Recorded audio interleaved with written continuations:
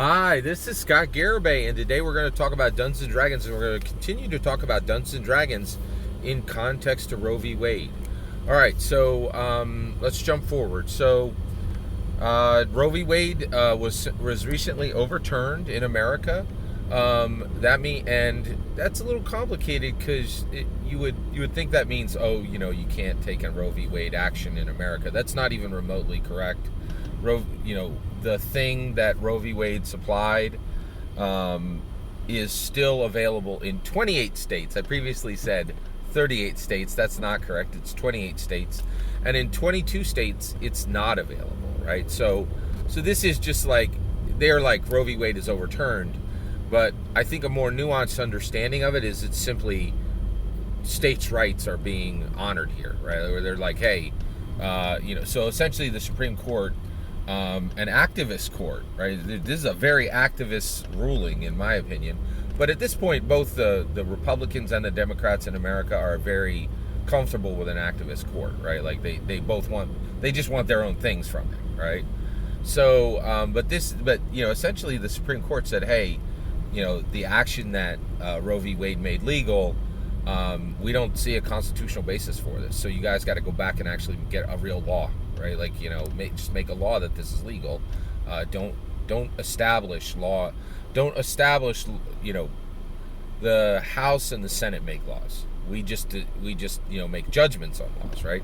And instead, a whole bunch of people are like, hey, because we can't do the real work, because we can't act, because we can claim through WAPO and NYT that this is the voice of the people. Oh, suddenly when you need to get the voice of the people to get the actual votes, to get what is supposed to be the voice of the people, oh, we don't have the votes. Ooh, imagine that, right? So there's this disconnect where they're like, oh, everybody in America supports this. It just happens that the people they elect won't vote for it, right? So this happens constantly in America where, WAPO and NYT says, oh, the majority of Americans support this. We're just going to completely ignore the fact that everybody they elected would never possibly make these laws, right? It's like a shell game, right? And so anytime you hear somebody say the American people support, that's the same polling you got that told you, Hillary Clinton would be president in 2016 from virtually every single poll that was run, right? So polls are worthless, and we're in a post-data world. And now we can still know truth, right? We know it through patterns, right? And what's a pattern? Well, if you can't make a law to get something in America, then people really don't support it, do they? Because they're not electing people who will make that law. So you can really tell what people believe by the people they elect, right? It's very, WAPO and NYT can write all the editorials they want, but the truth is there. The truth is, if you can't get your elected officials to make something a law, then the people don't really support it, right? So right now, what I think is really interesting is, what is Dungeons and Dragons doing about this, and what is companies that are connected to Dungeons and Dragons, either very directly or indirectly, what are they doing? And is Dungeons and Dragons picking a side, and is the tabletop role-playing game scene picking a side? That's what I want to talk about today. So let's get into it. All right. So the answer is, here's the answer. Dungeons and Dragons, official Dungeons and Dragons, I am connected to every official channel they have, right? I follow their Twitter, I follow their YouTube, right? Those are their two primary pushes. That most of the important stuff for nothing they do that's important isn't going to be announced on Twitter and or YouTube. They have other social media, but all of that is going to come off of their Twitter account or YouTube. You will almost, I don't think I've ever seen a circumstance I think they have an official Instagram, and they have a few other things, but you don't need to watch them because they're always going to be echoes of what's on Twitter or YouTube. D&D has been silent on Roe v. Wade. Wizards of the Coast has been silent on Roe v. Wade. This is interesting. Okay, now we're going to come back to that, and I'll talk about that a little bit. But that's very interesting, though. Okay, so let's sit that there. That D&D and Wizards of the Coast have said nothing about Roe v. Wade. Right? However, there are indirect connections to Dungeons and Dragons speaking on Roe v. Wade, and let's look at them in context. So first of all, this is my humble opinion, but every single tabletop role-playing game, a lot of people don't want to hear this. Every tabletop role-playing game that exists is simply a child or a grandchild of Dungeons and Dragons, right? So and here's the other thing is, the tabletop role-playing game industry has absolutely never created so Dungeons and Dragons does not compete with a single tabletop role-playing game in the world. A much smarter guy than me, Teos Abadia, did a fantastic article about this subject, which I'll link below, right? And it's brilliant, and you should definitely read it. But D&D only competes with literally the entirety of the industry, right? But all of those games, they're all coming from a D&D perspective. There's no companies, there's no games that have freed themselves from the orbit of Dungeons and Dragons, right? So what are some of those companies who are still very much connected to Dungeons and Dragons specifically from the perspective of being connected to Dungeons and Dragons, of being either creating content is very much like Dungeons and Dragons, like literally making copy games of Dungeons and Dragons, or that share writers who have written for Dungeons and Dragons. So let's jump into this. Okay, so first of all, my favorite indie tabletop role-playing game company is Runehammer. They make Index Card RPG, they make Bearcats, they make Snow and Blood, they make Viking Death Squad, they publish Easy D6. That's a brand new game that just came out. A lot of heat on that. A lot of people are saying it's really good. I literally buy every single. I've purchased every single Index Card RPG product that exists. I absolutely love that game. It's one of my favorite games. I think Hankard Farinale, who is the key guy for Index Card RPG and Runehammer, he actually posted on his official Twitter.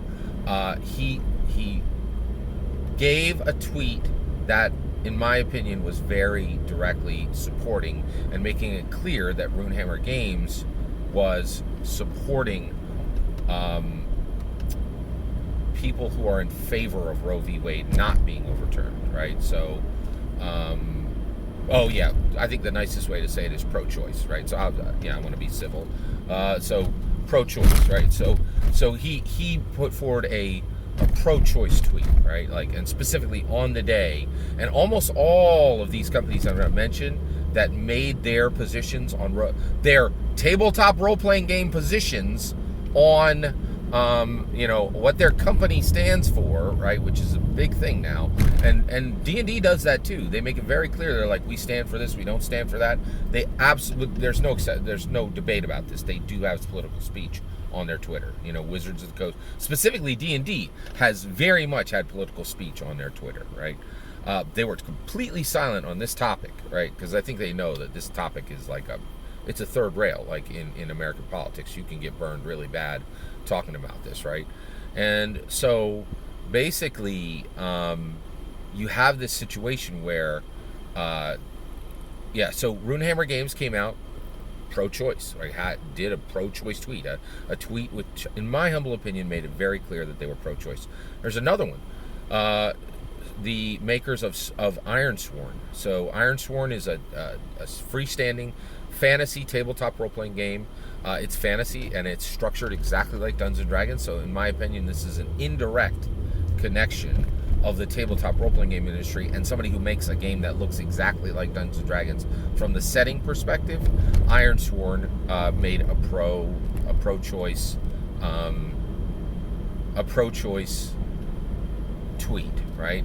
And right in the middle of here's an Ironsworn tweet, here's a pro-choice tweet, here's a Starforged tweet, right? They make Ironsworn and they make Starforged, okay? So those were pretty direct. Now here's where it gets a little bit more indirect, but where I feel like you're still seeing direct. It's an indirect connection, but you take the long ways around. There's a little bit of a loop in it, but you get back to D&D. All right, so let's look at this. So Mastering Dungeons, Sean Merwin, Teos Abadia, both official Dungeons and Dragons writers. They have written official D&D 5e canon, right? They worked specifically on the Acquisitions Incorporated book. They both came out with pro-choice tweets, right? Actually, with pro-choice statements on social media sites, okay? So you had, so that's Mastering Dungeons, and those are two literal 5e canon Dungeons and Dragons writers, right? Then you had James Introcaso. James Introcaso you will find in official D&D 5e books. He is an official D&D writer. He came out with a pro-choice social media post, supporting pro-choice right at the time of this event, right? Now, what's outlandishly surprising, right, is James Introcaso, with his political statement, links two sources to pro-choice, right? And that is, who are the two pro-choices that he links? It's really, really fascinating. Check this out. He links, with his tweet, he links Dungeons and Dragons to a pro-choice stance, and he links MCDM to a pro-choice stance, right? And so now some of these people, I've seen at times where people are like, oh, these are just my opinions and don't support. I didn't see that on any of these. Doesn't mean it's not there, but I looked, and one of the things is there are a lot of companies now who are like, we stand for this, we don't stand for that, right? So there are a lot of creators now who are like, hey, of course Dungeons and Dragons is political, right? Like, it seems like there are people who are like, oh, Dungeons and Dragons politics, keep your politics out of Dungeons and Dragons. Like, anytime you hear somebody saying that, you are dealing with an incredibly a person of limited intelligence and vision, right? And the reason why is like, come on, you're a dungeon master. Like, just look at Waterdeep Dragon Heist. Like, you are literally being called to play politicians. You need to understand modern politics, and you need to be able to model them in your game, right? Like, politics is quite literally in the game, and quite literally D&D on its own official Twitter has had a high amount of political speech. No two ways about it, right? So all that's there. And so James Introcaso is connecting D&D and MCDM to pro-choice stance, right? So and the reality is, I thought I would be the only person who would talk about Dungeons and Dragons and Roe v. Wade. That is not the case. There are lots of creators, lots of entire companies, lots of games picking sides in this event, this political event, right? Now, I'm excited about this because I actually think Dungeons and Dragons is all about politics. And honestly, I think talking about Dungeons and Dragons divorced from American politics is ludicrous and laughable. Only the people with the smallest amount of intelligence and the smallest amount of vision, or the smallest amount, let me put it this way. The people with either a very small amount of intelligence or a very small amount of vision.